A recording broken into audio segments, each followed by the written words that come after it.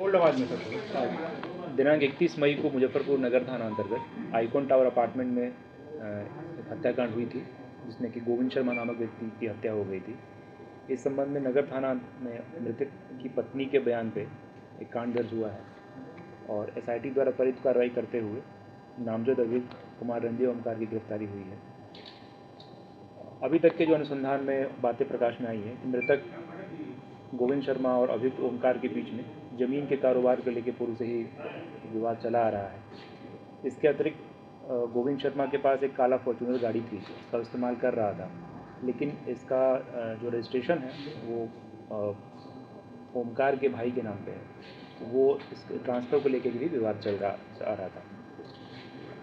उल्लेखनीय है कि मृतक एवं अभियुक्त कुल 3 कांडों में सह-अभियुक्त रहा है।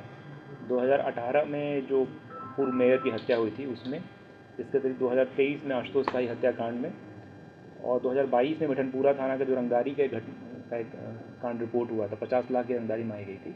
इन तीनों कांडों में ये सह-अभियुक्त रहा है। अभियुक्त रंजय ओमकार के घर में विशेष तलाशी अभियान चलाया गया और 30 अलग अलग जो ज़मीन के कागजात वहाँ जब्त हुए हैं और इसकी हम जांच कर रहे हैं। अगरतर जांच में अगर बातें प्रकाश में आएंगी तो ये मामला अलग से हम लोग ईडी को प्रस्ताव भेजेंगे ताकि पीएमएलए की तरह इसमें कार्रवाई हो सके।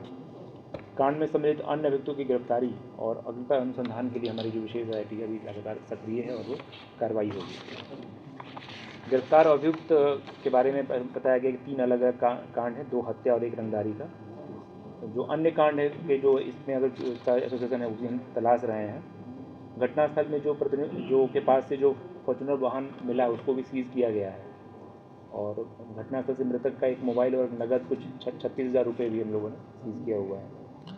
आगे हम लोग जो भी प्रगति होगा केस में आप लोगों को अपडेट किया जाएगा। इसमें कैसे घटना को अंजाम दिया गया, कैसे क्या कुछ हुआ, ये अब तक खुलासा? अभी तक जो बातें प्रकाश में आई हैं कि उसी अपार्टमेंट के चौथे फ्लोर पे जो है अपराधी रह रहे थे।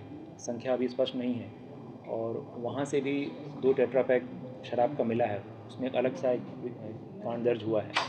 तो ऐसा प्रतीत हो रहा है कि वो वहाँ रह रहे थे और इसके आने के बाद फिर बेसमेंट में फायरिंग की घटना हुई है। हालांकि सीढ़ियों पर भी खून के निशान थे, तो उसमें जांच की जा रही है। फुटेज वहाँ मिल नहीं पाया है, एक जो कैमरा लगा है उसमें कवरेज नहीं हुआ है। तो हम लोग जो भी अभी तक बातें प्रकाश में आई हैं आप लोगों को बताया गया है कि पहले से एक ही किया जा रहा था।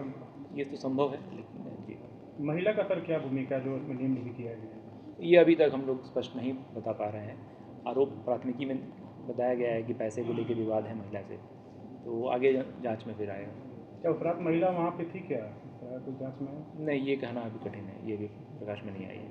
अभी तक एक ही गिरफ्तारी हुई है ना? अभी तक एक जो अभियुक्त है रंजय कुमार, उसके मृतक के पास से भी कोई डॉक्यूमेंट वगैरह बरामद है? नहीं, वहाँ घटनास्थल से कोई पेपर नहीं मिला है।